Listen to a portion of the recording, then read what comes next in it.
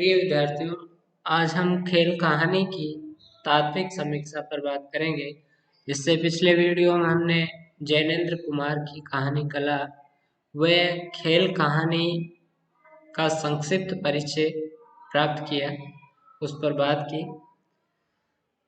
इस वीडियो में हम जैनेन्द्र कुमार की खेल कहानी के तत्वों के आधार पर समीक्षा करेंगे और खेल कहानी में बाल मनोविज्ञान की जो विशेषताएं प्रकाशित हुई है, उद्घाटित हुई है, उन पर बात करेंगे।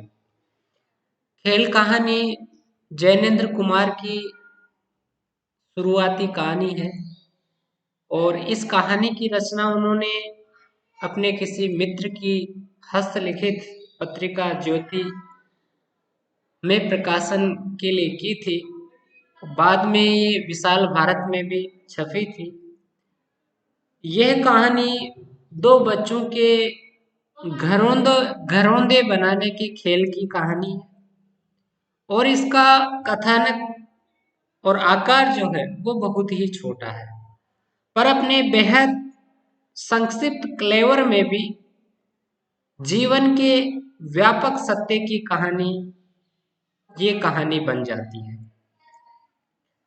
गंगा तट के आसपास की समूची प्रकृति बच्चों के इस खेल के बहाने जैसे एक वेदांत का दर्शन बन जाती है। बच्चों का घरौंदे बनाने का बहुत स्वाभाविक सा मामूली खेल दाम्पत्य जीवन के रिहर्सल, दाम्पत्य जीवन के अभिनय से लेकर के जीवन के एक नाटक होने के सत्य को इतनी सहजता से व्यक्त करता है कि कहानी में विचार की सत्ता तिरोभूत हो जाती है। ये कहानी बाल मनोविज्ञान पर आधारित एक हृदय स्पर्शी कहानी है। इस कहानी में बाल मनोविज्ञान एवं दर्शन का सुंदर समावेश है। दो बालकों की बाल सुलभ स्वाभाविक क्रीड़ाओं के माध्यम से जहां एक ओर इसमें बाल मन की स्वभावगत विशेषताओं का दिग्दर्शन करवाया गया है, तो दूसरी ओर जीवन सत्य की सुंदर व सटीक अभिव्यक्ति हुई है। खेल कहानी के जो तत्व है, जिनकी हम पिछले वीडियो में कहानी के तत्वों के दौरान बात कर चुके हैं।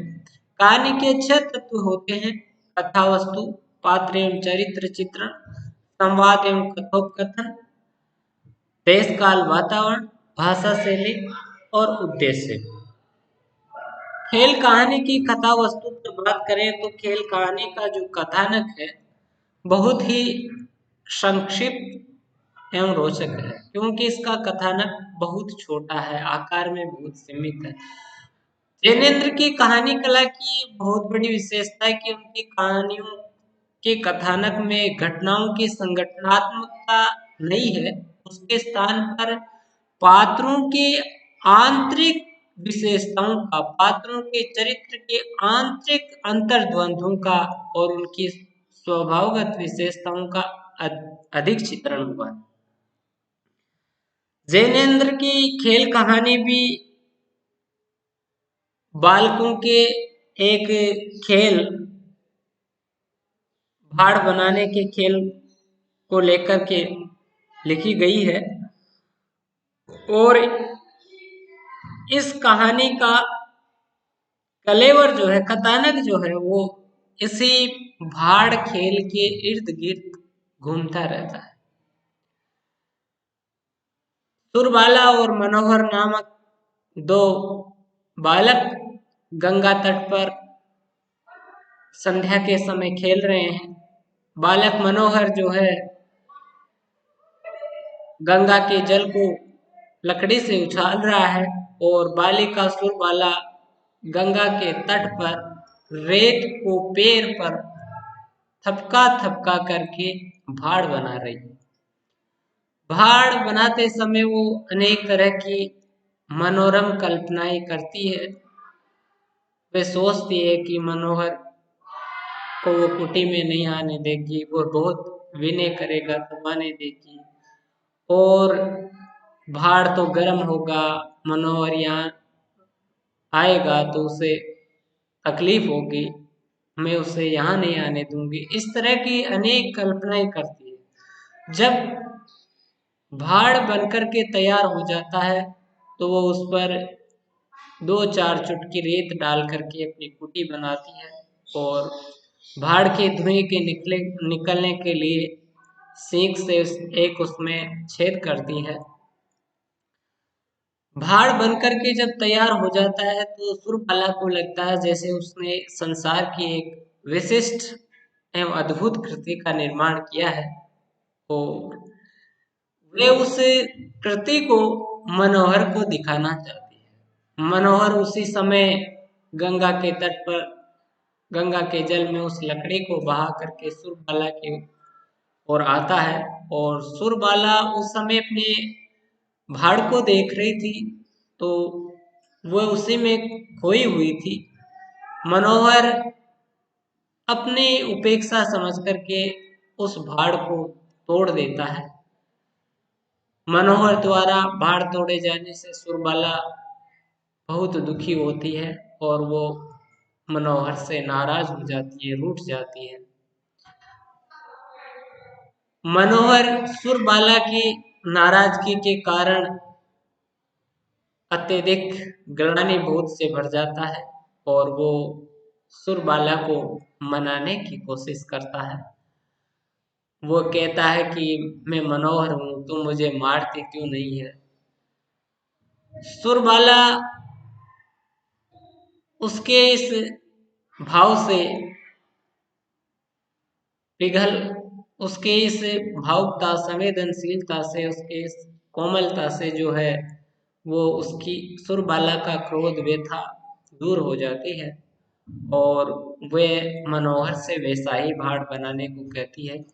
मनोहर सुरबाला के कहने के अनुसार भाड़ बनाता है और जब भाड़ बन करके तैयार हो जाता है तो वो मनोहर को उसका अभिषेक करने के लिए पानी लाने के लिए भेजती है और खुद उस लात से उस भाड़ को तोड़ देती है और प्रसन्नता से खिल उठती है और दोनों बालक जो है प्रसन्नता के साथ नाचने लगते हैं। उनके साथ मानो सारी प्रकृति नाचने लगती। ये इस कहानी का संक्षिप्त सा कथानक। कुछ छोटा सा कथानक है कि सुरबाला भाड़ बनाती है, मनोहर उसे तोड़ देता है और सुरबाला रूठ जाती है और मनोहर फिर भाड़ बनाता है उसकी को खुश करने के लिए और सुरबाला उसे तोड़ देती है। इतना सा छोटा सा कथानक है पर इस छोटे से कथानक के माध्यम से भी जैनेन्द्र जी ने बाल मनोविज्ञान की विशेषताओं का बहुत ही सुंदर निरूपण किया गया है। बालकों की स्वभावगत विशेषताओं को उजागर करने और जीवन सत्य की अभिव्यक्ति करने में ये संक्षिप्त कथानक भी बहुत सक्षम है। कहानी का आरंभ जो है वे बहुत ही रोचक व कौतूहलपूर्ण है और अंत जो है वह बहुत ही सुखांत व प्रभावी है। कहानी का शीर्षक बहुत ही रोचक संक्षिप्त और इस कहानी की पूरी भावना को अभिव्यक्त करने वाला है। तो कथा वस्तु की दृष्टि से ये कहानी अच्छी है। पात्र एवं चरित्र चित्रण पर बात करें तो जिस कहानी में पात्रों की संख्या जितनी कम होती है वह कहानी उतनी ही श्रेष्ठ मानी जाती है। और जैनेन्द्र की कहानी खेल कहानी में केवल 2 ही पात्र हैं। सुरबाला जो 7 वर्षीय बालिका है और मनोहर जो लगभग 9 वर्षीय बालक है और दोनों ही बालकों में बाल सुलभ निश्चलता, निर्मलता, सरलता जो है देखने को मिलती है। दोनों बालक गंगा तट पर खेल रहे हैं और उनकी खेल क्रीड़ाओं के माध्यम से उनकी चेष्टाओं के माध्यम से ये कहानी उनके चरित्र को उद्घाटित करती है। बालकों के चरित्र, बालकों के स्वभाव के साथ साथ ये कहानी सुरबाला और मनोहर के माध्यम से स्त्री और पुरुष के स्वभावगत विशेषताओं को, चरित्रगत विशेषताओं की सूक्ष्मता की ओर भी संकेत करती है। मनोहर की चेष्टाओं से हम उसके चरित्र को इस रूप में देख सकते हैं, उसकी चरित्रगत विशेषताओं को इस रूप में देख सकते हैं कि मनोहर उजड़ स्वभाव का है, वह उदंडी है, वह सुरबाला के भाड़ को बेवजह तोड़ देता है। साथ ही वो नटखट भी है, उसमें चंचलता है, नटखटपन है, और इसी कारण सुरबाला को जो छेड़ने में उसे मजा आता है, जो बाल सुलभ नटखटपन है, किशोर सुलभ नटखटपन है, वो उसमें देखने को मिलता है। दृढ़ पुरुषार्थी भी है, क्योंकि जब सुरबाला नाराज हो जाती है तो वो उसे भाड़ बना करके देता है, उसके लिए तैयार होता है और सुरबाला के कहने के अनुसार भाड़ बनाता है। उसमें संवेदनशीलता और भावुकता भी है। जब भाड़ के तोड़ दे मनोहर द्वारा भाड़ के तोड़ दिए जाने पर सुरबाला नाराज हो जाती है, व्यथित दुखी हो जाती है, तो उसके दुख को अनुभूत करके भावुक हो जाता है और उसके नाराजगी को दूर करने के लिए प्रयास करता है, भाड़ बनाता है। सुरबाला के चरित्र की बात करें तो सुरबाला स्त्रियों सुलभ कोमल हृदय वाली है, कोमल हृदय है, उसके हृदय में कोमलता के भाव है, प्रेम के भाव है।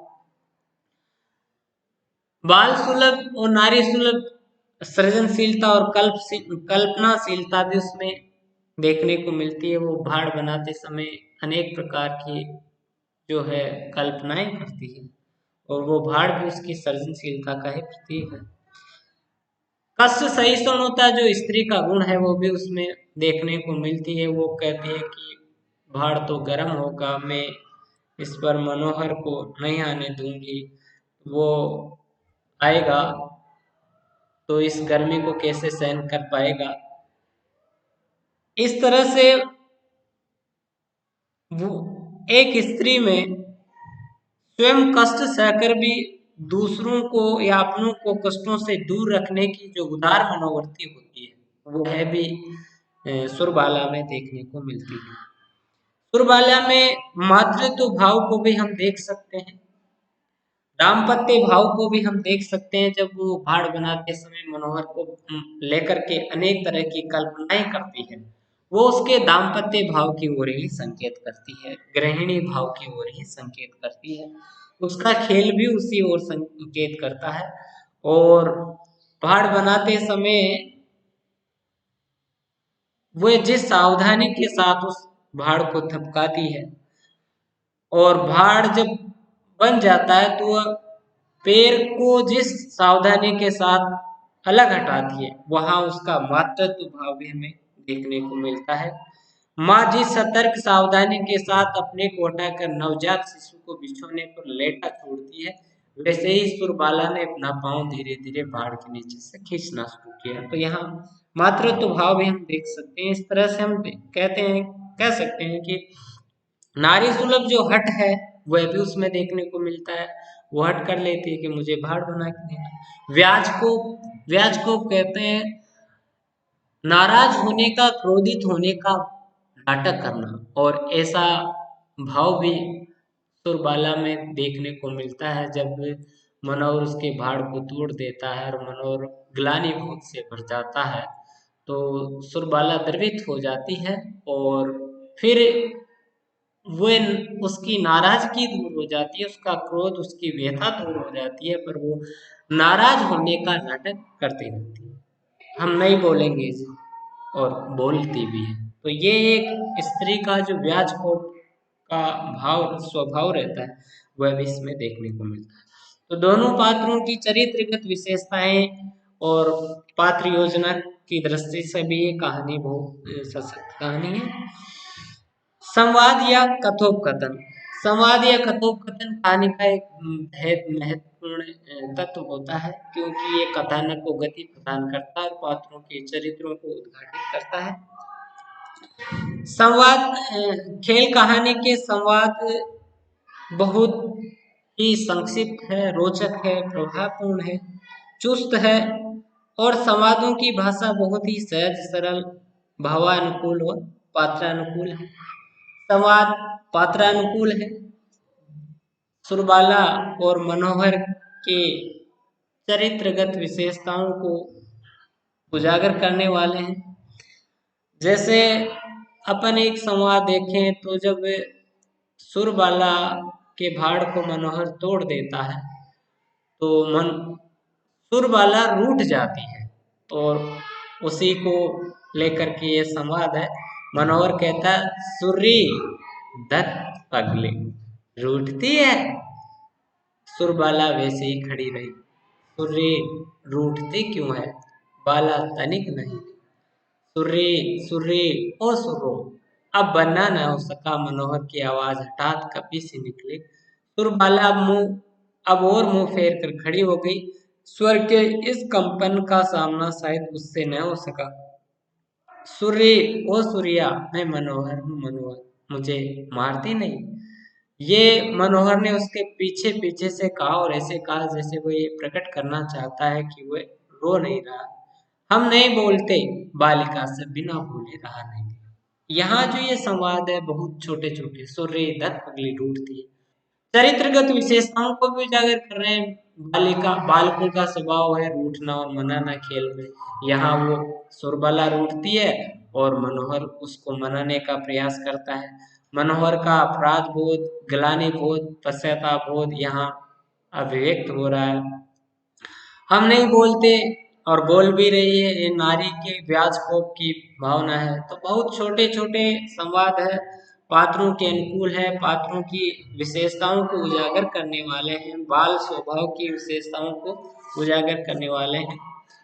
चौथा तत्व होता है कहानी का वातावरण या देश काल।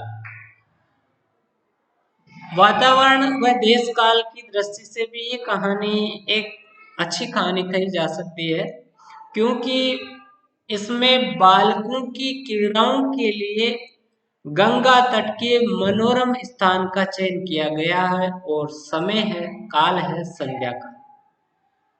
तो इसके कथानक की दृष्टि से वातावरण और देश काल का, वातावरण और काल का उपयुक्त चयन किया गया है इसमें, क्योंकि अक्सर बालक संध्या के समय ही घर से बाहर खेलते हैं और इसीलिए इसमें संध्या के समय का चयन किया गया। बालकों की क्रीड़ा भाड़ बनाने या घरौंदी बनाने के जिस खेल से संबंधित है, उसके लिए जिन सामग्रियों की आवश्यकता है, विशेष रूप से रेत की, वो उस गंगा तट पर आराम से उपलब्ध हो जाती है, आसानी से उपलब्ध हो जाती है। तो उस खेल के अनुरूप जो स्थान है उसका बहुत उपयुक्त चयन किया गया है। और संध्या के समय का चयन इसलिए भी कि बालकों के मंद मुस्कान रूपी जो स्वभाव है, निश्चलता है, उससे भी ये मेल खाता है। पहली पंक्ति में जो है वो सूर्य जो है स्मित प्रकाश से हंस रही थी, प्रकृति स्मित प्रकाश से हंस रही थी। ये बालकों के चरित्रगत विशेषता को उजागर करने वाला है। सारी प्रकृति इस खेल में, जैसे मानो गंगा तट के आसपास की वो सारी प्रकृति इस खेल में मानो बालकों के साथ शामिल हो रही है, वो भी खेल रही है। अंतिम पंक्तियों में हम देख सकते हैं कि जहां पर सूर्य और गंगा को भी खेल में हंसते हुए दिखाया गया है। सूरज महाराज बालकों जैसे लाल लाल मुंह से गुलाबी गुलाबी हंसी हंस रहे थे और गंगा मानो जानबूझकर किलकारियां मार रही थी। सूर्य, मनोहर और गंगा सुरबाला के चरित्र स्त्री और पुरुष पात्रों की दृष्टि से इस तरह से लग रहा था कि पूरा जो वातावरण है, पूरी जो प्रकृति है, उन बालकों के खेल के साथ खेल रही है। तो देश काल और वातावरण की बहुत सुंदर सृष्टि इसमें हुई है।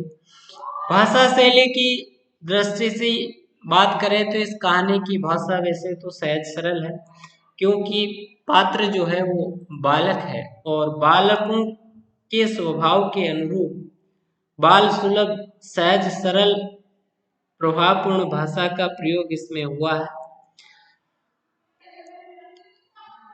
एक और बालकों की संवादों की भाषा जहाँ बहुत ही सरल और छोटे छोटे वाक्य संरचना से युक्त है। जैसे यहाँ देखें अपन, मनोहर ने तभी खुशी खुशी भाड़ बनाकर तैयार किया। कहा लो भाड़ बन गया। बन गया? हाँ। धुएं का रास्ता बनाया, कुटी बनाई। सो कैसे बनाओ? बनाओ तो पहले बनाओ तब बताओ।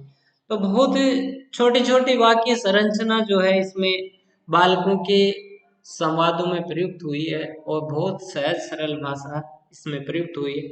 पर तत्सम शब्दावली से युक्त जो वाक्य संरचना है, अलंकृत वाक्य संरचना, वह भी इस कहानी में प्रयुक्त हुई है। पहली ही पंक्ति जो है, मौन मुक्त संध्या स्मित प्रकाश से हंस रही थी। प्रकृति निर्दोष परमात्म खंड को निस्तब्ध और निर्निमेष निहार रही थी। यहाँ पर तत्सम शब्दावली से युक्त वाक्य संरचना प्रयुक्त हुई है। तत्सम तत्वों के साथ बहुप्रचलित विदेशी शब्दों का भी, विशेष रूप से उर्दू के शब्दों का इसमें प्रयोग हुआ है। शैली की दृष्टि से इसमें आत्मकथन शैली यहाँ प्रयुक्त हुई है, जहाँ बालिका भाड़ बनाते हुए अनेक प्रकार की कल्पनाएं करती है। बालिका सोच रही थी मनोहर की ऐसा अच्छा है, पर वह दंग ही बड़ा है। मनोविश्लेषणात्मक शैली है क्योंकि मनोविज्ञान पर आधारित है। वर्णात्मक शैली भी इसमें प्रयुक्त हुई है भाड़ बनाने के दौरान।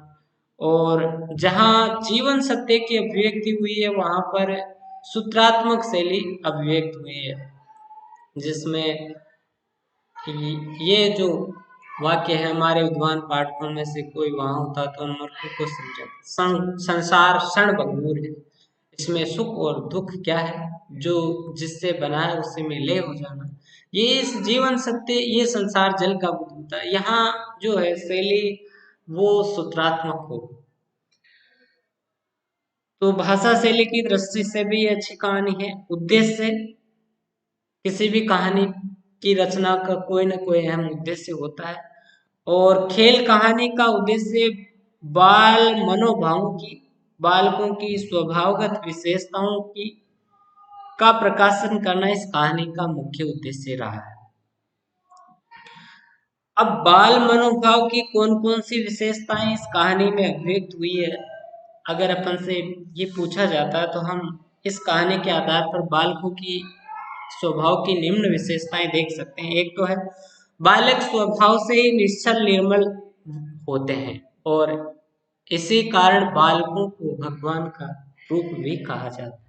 कहानीकार जैनेन्द्र जी ने भी लिखा है कि प्रकृति निर्दोष परमात्मा खंडों को निस्तब्ध और निर्निमेष निहार। दूसरा, दूसरी विशेषता हम लिख सकते हैं बाल स्वभाव की, कि बालकों की अपनी अलग खेल की दुनिया होती है और ये दुनिया वयस्कों की जो दुनिया है उससे बहुत अलग होती है। ये उनकी कल्पना पर आधारित दुनिया होती है।